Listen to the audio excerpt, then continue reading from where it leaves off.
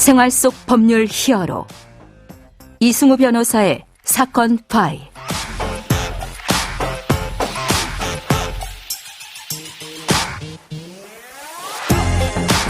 안녕하세요, 이승우입니다.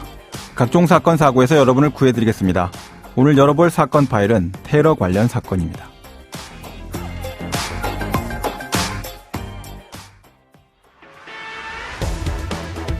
온라인 커뮤니티에 윤석열 대통령 취임식을 테러하자는 글을 쓴 20대 남성이 경찰에 붙잡혔습니다. 경찰 조사에선 장난삼아 올린 글이 관심을 받을 줄 몰랐다고 진술한 걸로 전해졌습니다. 사건 파일 오늘 주제는 테러 범죄입니다. 정치적인 목적을 위한 극단적인 폭력, 또 가해 의사 표시, 테러 행위가 증가하게 되면 사회는 혼란에 빠질 수밖에 없습니다. 정치적 테러 행위의 위험성에 대해서 법무법인 법승 김정웅 변호사와 함께 알아보도록 하겠습니다. 안녕하세요, 변호사님. 네, 안녕하십니까, 김정웅입니다. 네. 자, 오늘 주제가 테러 범죄인데요. 최근에 이제 아베 전 총리가 피살되는 사건이 있으면서 더 주목받게 되는 그런 이슈가 되는 것 같습니다. 자, 우리나라에서도 대통령에 대한 테러 예고글이 올라오는 이런 일이 있었죠? 네, 말씀하신 대로 아베 신조 전 총리를 총으로 살해한 야마가스 데스야가 사건 직전에 아베 전 총리를 살해하겠다는 내용으로 편지를 남긴 것이 있습니다. 네네. 그 편지 내용을 보시면은 남아 통일교의 인연은 30년 전으로 거슬러 올라간다. 아베 총리에 대해서는 매우 싫지만 본래의 적은 아니다. 어디까지나 현실 세계에서 가장 영향력 있는 통일교 동조자 중에 한 명에 불과하다고 적었습니다. 네네. 그리고 아베의 죽음이 초래할 정치적 의미나 결과 이런 것을 생각할 여유는 없다라는 내용이었었는데요. 예. 우리나라에서도 최근에 한 3개의 사건 정도가 이와 유사한 테러 예고를 게시한 예가 있어서 네네. 문제가 되고 있습니다.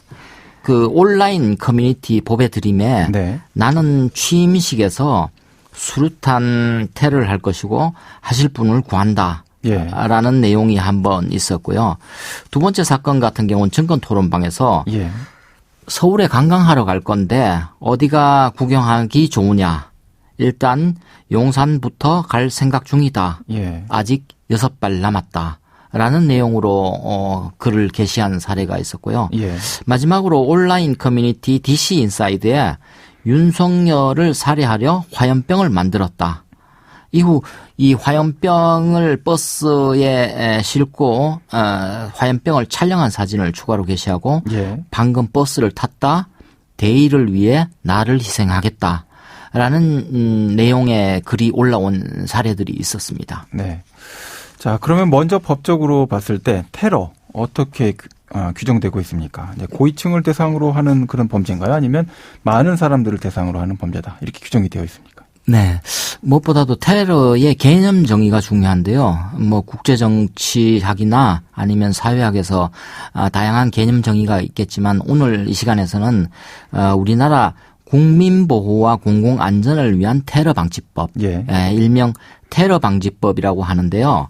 여기 제2조에서 테러를 규정하고 있습니다. 네네. 여기서 테러란 국가, 지방자치단체 또는 외국 정부의 권한 행사를 방해하거나 의무 없는 일을 하게 할 목적 또는 공중을 협박할 목적으로 2조가 규정하는 행위를 테러 행위라고 규정하고 있습니다. 네네. 테러방지법 제17조에서는 테러 방지를 위해서 처벌 규정도 함께 정하고 있는데요. 예. 이 법에서 각각의 테러 행위의 처벌 규정을 정한 것이 아니라 일반 형법이나 그 밖에 이 실정법에 따라서 이 테러 행위가 규정하는 구성 요건에 따라 처벌을 하고 있습니다. 특별히 이제 가중처벌 구성 요건을 갖고 있지는 않다 이런 얘기시군요. 네, 그렇습니다.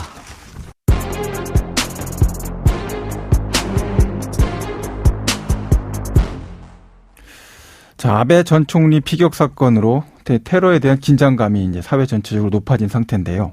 앞서 말씀해 주신 바와 같이 그 테러 예고글만 올린 그런 상황에서 형사처벌이 가능합니까? 네, 이 경우에도 테러 게시글의 위치가 중요할 텐데요. 예. 예컨대 암살이나 협박을 개시할 경우에 사건에 따라서 협박죄나 공무집행방해죄로 처벌이 가능합니다. 네.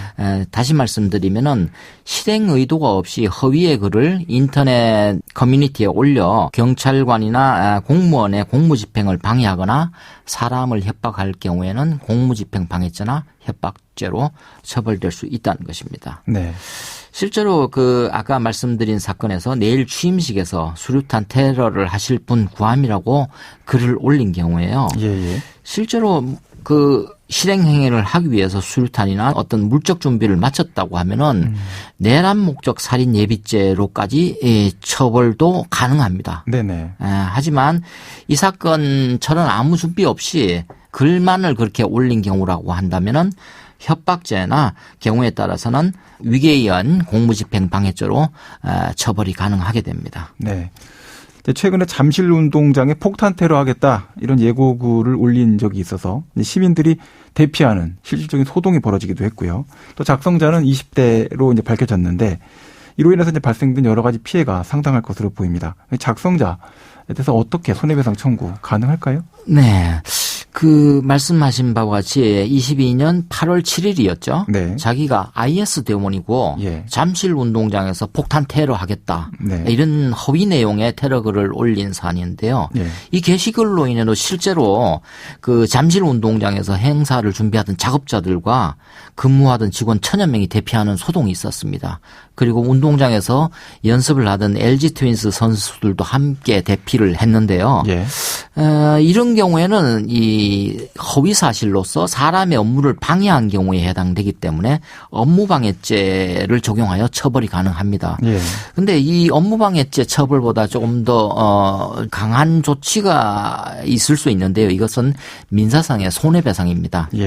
민사상 손해배상은 민법 제750조에 따라서 이 사람의 게시글로 인해서 손해가 발생한 경우에 그 상당한 인과관계가 있는 손해를 갖다가 민사상 손해배상으로서 청구할 수 있는 그런 조항입니다. 그러면 오늘 사건에 담긴 법적 포인트를 한 줄로 정리하고 실제 법적 대응과 자문 이어가 보도록 하겠습니다.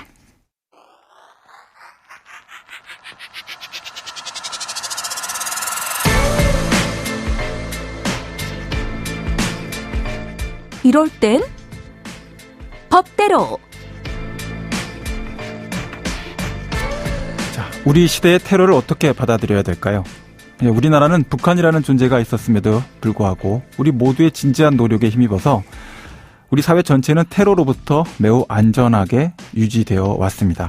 그러나 이제 우리가 수십 년 동안 익숙하게 적응해왔던 세계 질서가 크게 변동하고 있죠. 그리고 우리 사회도 과거와 달리 사회와 또 다수의 개인들을 보호하기 위해서 테러에 대해서 충실한 테러 방지법의 개념을 적극적으로 적용하고 또 그와 관련된 가중처벌 조항들을 통해서 사회를 지켜나가야 할 시기가 온 것이 아닌가 이런 생각이 많이 듭니다. 자, 오늘 테러 예고 사건들을 좀 많이 다뤄봤는데요. 이제 우리나라도 테러로부터 안전한 나라가 아닌 것 같습니다. 테러 범죄에 대한 처벌 저는 강화해야 될 것 같은데 변호사님은 어떻게 생각하십니까? 네네. 오늘 말씀드린 사례와 아베 총리 사망 사건 이런 사건들이 인터넷에 게시글을 올리는 단계에서는 구분이 되지 않습니다. 실제로. 이 결과가 발생했을 경우에는 그 결과는 실로 충격적일 수밖에 없는 사안인데요. 우리나라 테러 방지법에서는 일반 범죄와 같이 테러 범죄를 처벌하고 있습니다.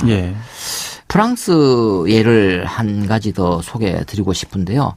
특히 프랑스 같은 경우는 이민이나 결혼 등을 통한 프랑스 국적 취득자가 테러를 했을 경우에 국적까지 박탈하도록 하는 제도를 두고 있습니다. 우리나라에서도 테러 범죄에 대해서 가중처벌하는 규정을 둘 필요가 있다고 생각합니다. 변호사님 말씀처럼 의사표시 자체가 사실은 판별 기준이 될 수가 없기 때문에 실제 행위로 나갈지 말지에 대해서 강력하게 처벌하는 규정, 가중처벌하는 조항 이런 것들이 좀 정비가 될 필요가 있다는 생각에 대해서 적극 동감합니다.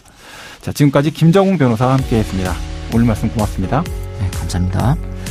생활 속 법률 히어로 이승우 변호사였습니다. 다음 주에도 사건에서 여러분들을 구해드릴 사건 파일 함께 열겠습니다.